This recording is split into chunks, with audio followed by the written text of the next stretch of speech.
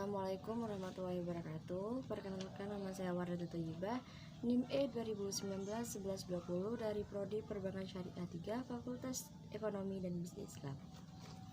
Baik, di sini saya akan mereview tentang 5 materi, yaitu dari tugas UAS. Yang pertama yaitu perhitungan pendapatan nasional, yang kedua uang dan fungsinya, yang ketiga kebijakan moneter dalam perspektif ekonomi Islam, yang keempat peran dan fungsi bank sentral, dan yang kelima OJK atau Otoritas Jasa Keuangan. Baik, yang pertama yaitu perhitungan pendapatan nasional. Definisi pendapatan nasional adalah nilai output negara dari semua barang dan jasa yang diproduksi dalam satu tahun. Adapun konsep pendapatan nasional, yang pertama produk domestik bruto, yang kedua produk nasional bruto, yang ketiga produk nasional neto, dan yang keempat produk nasional neto, dan yang kelima pendapatan perseorangan. Adapun manfaat perhitungan pendapatan nasional yaitu yang pertama mengetahui tingkat kemakmuran suatu negara, yang kedua mengevaluasi kinerja perekonomian dalam skala tertentu, yang ketiga mengukur perubahan ekonomi suatu negara dengan cara berskala, dan yang keempat memudahkan dalam membandingkan kinerja ekonomi suatu negara dari setiap sektor dan lain-lain. Baik, macam-macam metode perhitungan pendapatan nasional, yaitu yang pertama metode pendekatan nasional produksi, yang kedua metode pendekatan pendapatan, yang ketiga metode pendapatan pengeluaran. Adapun pendapatan nasional dalam perspektif ekonomi Islam, yaitu yang pertama pendapatan nasional harus dapat mengukur penyebaran pendapatan individu rumah tangga, dan yang kedua pendapatan nasional harus dapat mengukur kesejahteraan ekonomi Islam. Yang kedua yaitu uang dan fungsinya.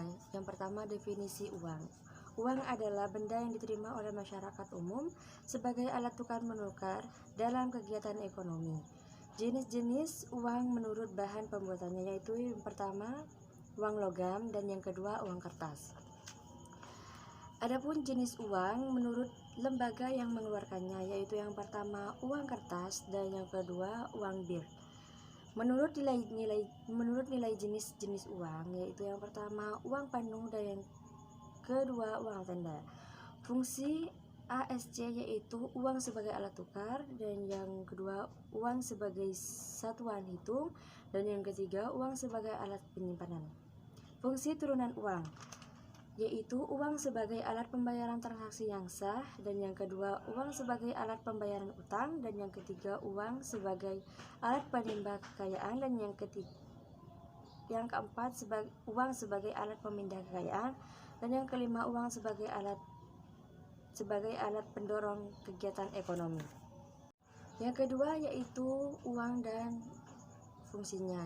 Yang pertama definisi uang. Uang adalah benda yang diterima oleh masyarakat umum sebagai alat tukar menukar dalam kegiatan ekonomi. Jenis-jenis uang menurut bahan pembuatannya yaitu yang pertama uang logam, dan yang kedua uang kertas. Adapun jenis uang menurut lembaga yang mengeluarkannya, yaitu yang pertama uang kertas, dan yang kedua uang bir. Menurut nilai jenis-jenis uang, yaitu yang pertama uang penuh, dan yang kedua uang tanda. Fungsi ASC yaitu uang sebagai alat tukar, dan yang kedua uang sebagai satuan hitung, dan yang ketiga uang sebagai alat penyimpanan. Fungsi turunan uang yaitu uang sebagai alat pembayaran transaksi yang sah, dan yang kedua uang sebagai alat pembayaran utang, dan yang ketiga uang sebagai alat penimba kekayaan, dan yang keempat uang sebagai alat pemindah kekayaan, dan yang kelima uang sebagai alat pendorong kegiatan ekonomi. Baik, materi yang ketiga yaitu kebijakan moneter dalam perspektif ekonomi Islam. Baik, langsung saja, apa itu ekonomi moneter? Ekonomi moneter adalah suatu usaha dalam mengendalikan kegiatan ekonomi makro agar dapat berjalan dengan sesuai yang diinginkan oleh pengaturan jumlah uang yang berada dalam perekonomian. Jadi, ekonomi moneter yaitu suatu usaha atau tindakan yang dimana untuk mengendalikan keadaan ekonomi makro. Sasaran yang diinginkan dalam kebijakan ini yaitu untuk mencapai kestabilan nilai uang baik uang baik terhadap faktor internal maupun eksternal. Nah, kebijakan moneter itu ada dua, yaitu yang pertama kebijakan moneter kontraktif dan yang kedua kebijakan moneter ekspansif. Yang pertama, kebijakan kontraktif adalah apabila bank sentral mengurangi ukuran jumlah uang beredar, maka kebijakan kontraktif yang dipakai. Dan apabila yang kedua, yang kebijakan ekspansif adalah apabila bank sentral menambahkan jumlah uang beredar, maka itu digunakan kebijakan ekspansif. Adapun perbedaan keduanya yaitu kontraktif menaikkan tingkat barang dan menurunkan investasi, sedangkan ekspansif menurunkan tingkat bunga dan menaikkan investasi. Baik, selanjutnya yaitu peran dan fungsi bank sentral.